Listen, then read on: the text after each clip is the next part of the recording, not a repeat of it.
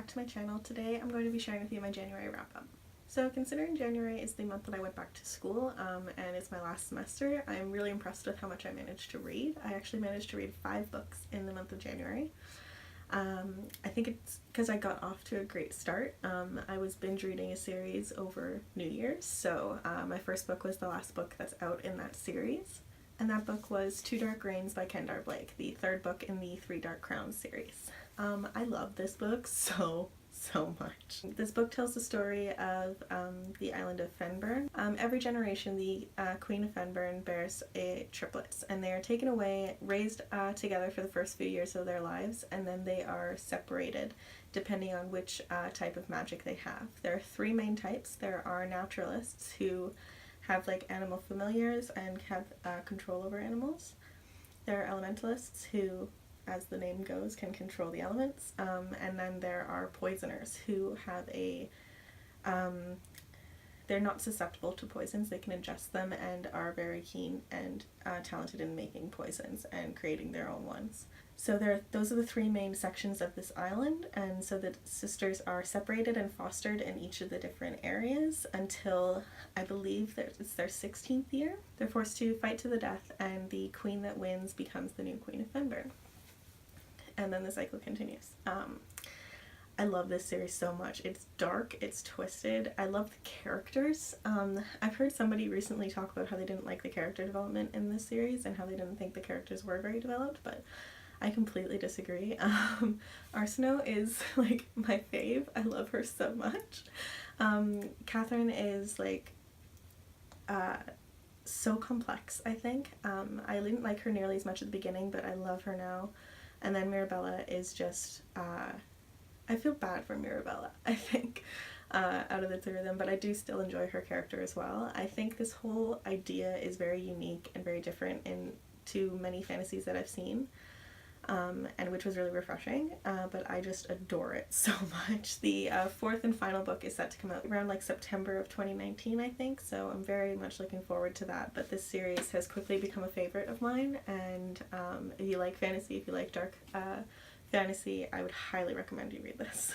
I gave Two Dark Reigns 5 out of 5 stars. The next book that I read in 2019 was the first of my school reads, and we read Robinson Crusoe by Daniel Defoe. I'd heard about this. I think many people have heard about this. I read it for my British Literary Tradition class, and it's considered to be like one of the first like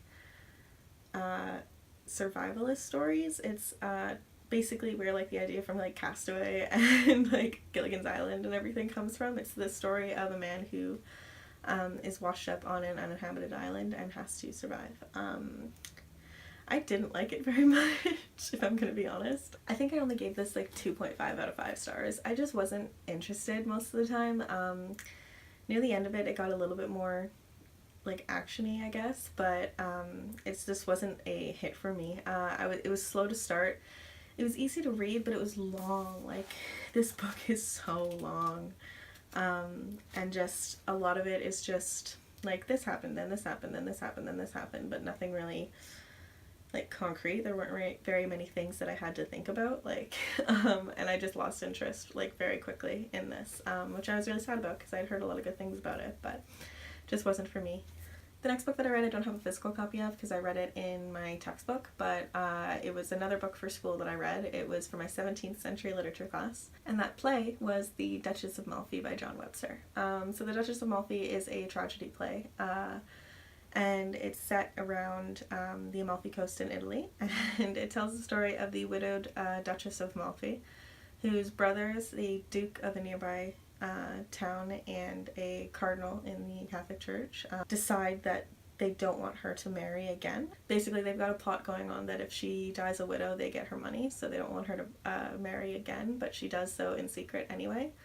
And it just tells the story of what unfolds when her brothers eventually find out. I really liked it. I thought it was a really good tragedy. I thought it was very well written.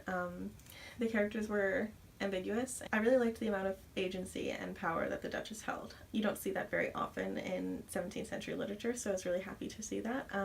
She's very much her own woman. She like goes along when her brothers are telling her why they don't want her to be married, blah blah blah, and she's just like, yep, okay, cool. And then later she's just like, yeah, no.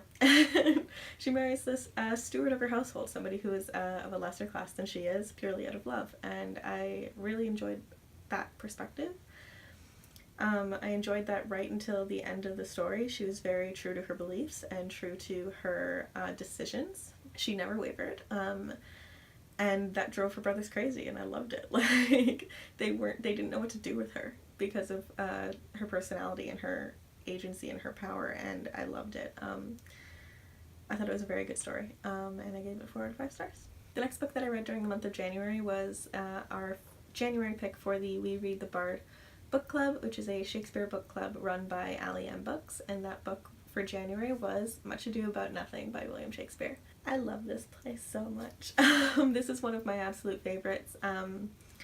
It's one of the romance comedies. Much Ado About Nothing tells the story of Beatrice and Benedict, two very like headstrong, independent, and very like outspoken individuals who despise each other off the hop of this play, and then a mutual friend needs her honor defended, and so they have to come together to work through that, and their actual feelings for each other emerge. It's very much like a slow burn romance. It's a hate to love romance, which I love. This is like one of the first instances of that I've ever seen, so it makes me happy. And honestly, every time that I read this play, I think about the first time that I saw it performed, and I watched a version of it through digital theater. That was the National Theatre's production with David Tennant and Catherine Tate, which was perfection. I watch it regularly. Like, I love this play so much. I think their performances in particular were one of the best performances of Shakespeare I've ever seen. Like, they both like have such a grasp on the language and of the play itself, the characters that they're playing, that they make it so easy for you to understand what's going on. It's like you're reading a 20th century play. But I love it. I love it so much. It's so funny. It's so it's got great little romance bits to it, and it makes me so happy all around. 5 out of 5 stars, absolutely. And the last book that I read during the month of January I also don't have a physical copy of, but I was very kindly given a e-arc of Wicked Saints by Emily A. Duncan by St. Martin's Press through NetGalley, and I love this book so much. This book comes out on April 2nd, and it is the first in a trilogy that Emily is writing called the Something Dark and Holy trilogy.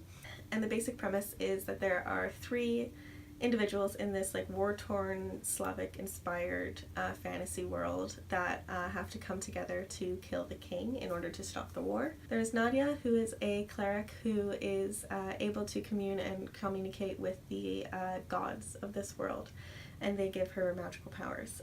She has been raised her entire life in this monastery in order to use her power to stop this war. And she is brought together with Malachis, who is a soldier with the opposing kingdom's army, who is a blood mage, which in this story, blood mages are exactly what you think they are. They are individuals who use magic through blood and blood sacrifice and spell books. Or tomes, which is very fascinating to me. Nadia is of the belief that everybody who uses blood magic is a heretic, and it's one of the main reasons for this entire war between the two kingdoms is just purely because of religion and politics and the use of magic and that kind of thing, which I thought was really fascinating and really made you think, because the characters themselves have such strong beliefs about the other people that they've never actually met before, and they're forced to challenge them on a regular basis, which I love. And the third person is the Crown Prince of Tranvia, who is named Seraphin, who is also one of the most powerful blood mages in this world. But for whatever reasons that I won't spoil for you guys, they have to work in tandem to try and kill the King of Tranvia in order to save this world. I love this book so much. I have a full review on my Goodreads page, but I'm obsessed with this book. It's bad. Like, I love it so much. I gave it 4.5 out of 5 stars just because there are a few little like moments. The one critique that I had of it was that I thought it went really quickly. If the pace was slowed down just a little bit, it would have given a better opportunity to really explore the world that Emily had created. Because there's so many Slavic, like Russian and Polish influences, and I think if she had taken the time to like show getting between different areas. I think specifically like journey scenes I think would have been a great asset to it, because it would have given you a better idea of what the landscape was like and what the world was like outside of just these characters. I think that would have been a great addition to it, and that was literally the only critique that I had. Otherwise, I loved it. I loved all the references. I loved all of the magic. I loved the moral ambiguity of the characters. None of them were perfect. They all had flaws, and they all acknowledged their own flaws, which I thought was really cool. And they all had, like, such different characters had to come together and work together, and I think it was a great story to be heard. I was very, very impressed with it, and I cannot wait until the next one comes out. The first one's not even out yet, and I already can't wait for the next one. Okay, thank you guys so much for watching. That was my January wrap-up, in which I read 5 books. If you guys have read any of the books that I was talking about, please let me know in the comments below and let me know what you thought of them. If you have any recommendations of books that I should read next, also let me know down below. But if you like this video, please give it a thumbs up. And subscribe if you are new here. I put out new bookish videos every Wednesday and Friday, and I hope you guys have a lovely day. Bye bye.